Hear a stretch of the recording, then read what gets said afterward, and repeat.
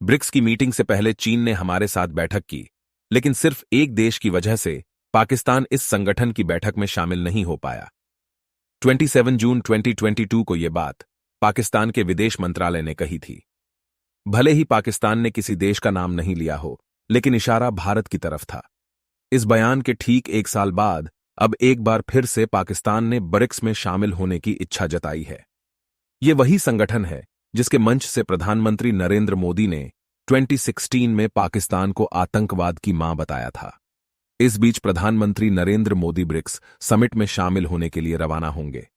आज की स्टोरी में जानेंगे कि जिस ब्रिक्स में पाकिस्तान समेत 40 देश शामिल होना चाहता है, भारत क्यों और कैसे इसमें पाक की घुसपैठ को रोकेगा।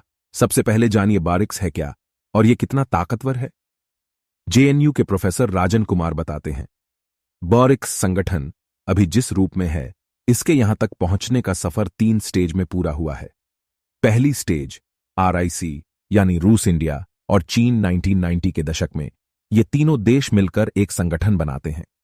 इस संगठन का नेतृत्व रूसी नेता येवगेनी प्रिमाकोव ने किया। तीनों देशों के साथ आने का मकसद दुनिया की फॉरेन पॉलिसी में अमेरिका के दबदबे को चुनौती देना था और साथ ही अपने संबंधों को नए सिरे से खड़ा करना था। दूसरी स्टेज BRIC यानी ब्राजील, रूस, इंडिया और चीन 2001 में इन्वेस्टमेंट बैंक गोल्डमैन सैक्स ने इन चारों देशों को इकोनॉमी के लिहाज से दुनिया की सबसे तेज बढ़ती अर्थव्यवस्था बताया था। इसके बाद 2009 में इन देशों ने साथ आकर संगठन बनाया जिसे BRIC नाम दिया गया। तीसरी स्टेज BRICS यानी ब्राजील, रूस, इंडिया, चीन और साउथ अफ्रीका 2010 में अफ्रीका महाद्वीप को रिप्रेजेंट करने के लिए साउथ अफ्रीका को इस संगठन का हिस्सा बनाया गया। तब इस संगठन को अपना आखिरी रूप मिला और ये BRICS कहलाया। आज EU को पछाड़कर BRICS दुनिया का तीसरा ताकतवर आर्थिक संगठन बन गया है। पश्चिमी देश जब मंदी में फंसे थे, तब भी BRICS देश तेजी से आगे बढ़े। 2008 to 2009 में जब पश्चिमी देश आर्थिक संकट से गुजर रहे थे, तब भी BRICS देशों की अर्थव्यवस्था तेजी से आगे बढ़ रही थी। ब्रिक्स संगठन के बनने का कॉन्सेप्ट ही राइजिंग इकोनॉमी के आधार पर टिका है। इसका मतलब यह हुआ कि उन देशों की अर्थव्यवस्था जिनमें तेजी से आगे बढ़ने और पश्चिमी देशों को टक्कर देने की हिम्मत है। पहले पश्चिमी देश दुनिया की 60% से 80% अर्थव्यवस्था को कंट्रोल कर रहे थे। अब इनकी जगह धीरे धीरे ब्रिक्स देश ले रहे हैं। पश्चिमी देशों को चुनौती दे रहा है। BRICS के ज्यादातर देशों का मानना है कि दुनिया की बड़ी संस्थाओं जैसे IMF, WTO, UN और वर्ल्ड बैंक में भारत का जितना रोल होना चाहिए उतना नहीं है। IMF और वर्ल्ड बैंक के प्रेसिडेंट और डायरेक्टर ज्यादातर यूरोप या अमेरिका से होते हैं। ऐसे में ग्लोबल साउथ देशों को एक ऐसे संगठन की जरूरत थी जो पश्चिमी देशों का सामना कर गरीब और विकासशील देशों के हितों को आगे बढ़ा सकें। इन्हीं बातों को ध्यान में रखकर ब्रिक्स संगठन बनाया गया। भारत ब्रिक्स में नए देशों के शामिल होने का क्यों विरोध कर रहा है? 40 देशों ने ब्रिक्स में शामिल होने की इच्छा जाहिर की है। समिट के दौरान सबसे महत्वपूर्ण मुद्दा ब्रिक्स के विस्तार का ही रहेगा। इसके लिए चीन सबसे ज्यादा उत्साहित है, जबकि संगठन के दूसरे देश इस संगठन में नए देशों की एंट्री को लेकर अभी हिचकिचा रहे हैं। प्रोफेसर राजन कुमार के मुताबिक भारत के हिचकिचाने की 3 बड़ी वजह है। सदस्य बनाने का आधार तय नहीं होना।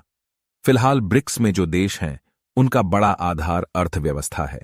हालांकि इसे लेकर कोई नियम नहीं है कि संगठन में दूसरे देशों को किस आधार पर शामिल किया जाना चाहिए। ऐसे में 22 अगस्त से शुरू हो रही समिट में इस पर विचार किया जाएगा कि नए मेंबर्स को इकोनॉमी के आधार पर शामिल किया जाए या ज्योग्राफी के आधार पर। इसके लिए सभी देशों के बीच सहमति जरूरी है।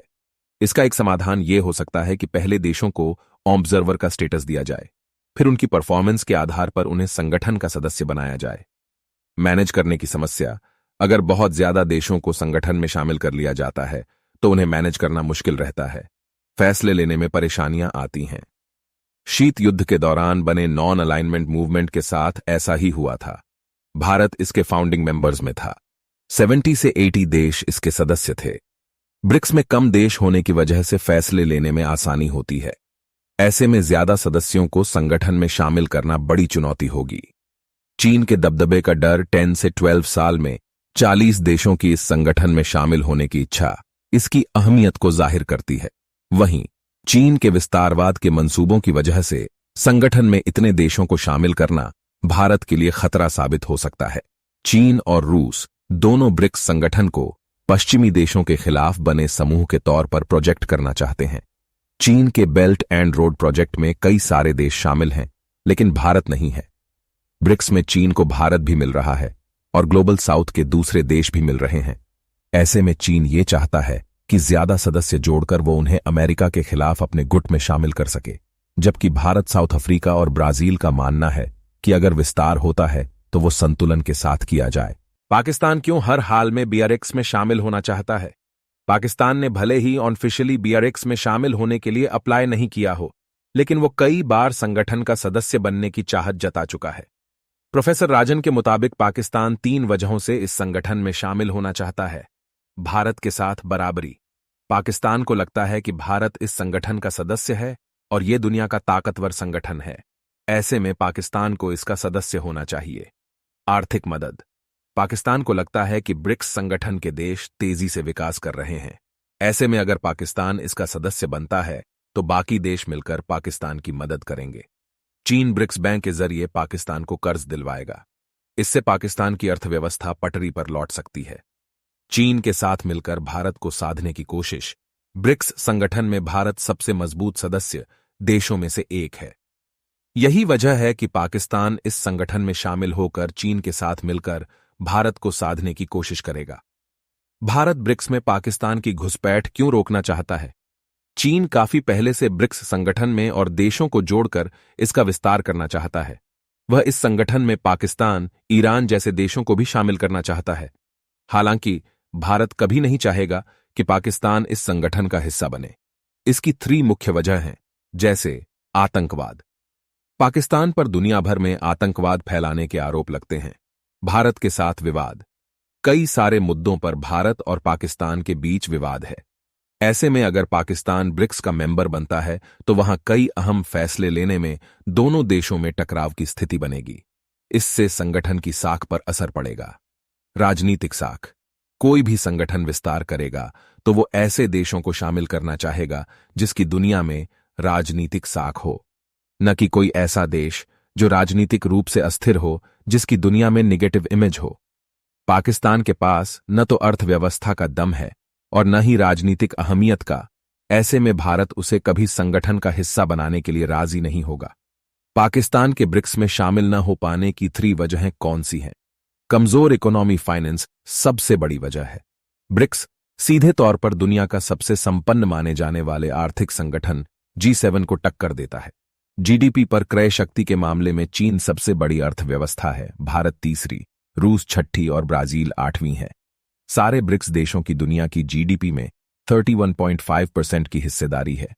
ऐसे में पाकिस्तान को इसमें शामिल करने से संगठन आर्थिक रूप से कमजोर होगा। मतभेद बढ़ने का डर। पाकिस्तान के ब्रिक्स में शामिल होने से संगठन की हालत सार्क जैसी न हो जाए। दरअसल सार्क संगठन साउथ एशियाई देशों में तालमेल बैठाने के लिए बनाया गया था। भारत, पाकिस्तान, अफगानिस्तान, भूटान, मालदीव, नेपाल और श्रीलंका इसके सदस्य देश हैं। हालांकि भारत पाकिस्तान के बीच सख्त मतभेदों की वजह से संगठन ठीक से काम नहीं कर पाता है, जिससे उसकी अहमियत पर सवाल खड़े होते हैं। ब्रिक्स में पाकिस्तान के शामिल होने से उसकी स्थिति SAARC जैसी होने की काफी संभावनाएं हैं। विदेश नीति। तीसरी और आखिरी वजह पाकिस्तान की विदेश नीति है, जो कॉन्क्रीट नहीं है। पाकिस्तान इस्लाम के नाम पर पार्टनर ढूंढता है, फिर उनसे मदद मांगता है। पाकिस्तान कर्जजीवी है, यानी कर्ज के सहारे जीने वाला। ऐसे में उसे ब्रिक्स देशों में जगह नहीं मिल सकती है। चीन अगर पाकिस्तान को शामिल करेगा तो सिर्फ भारत ही नहीं बल्कि साउथ अफ्रीका और ब्राजील भी इसका विरोध कर सकते हैं।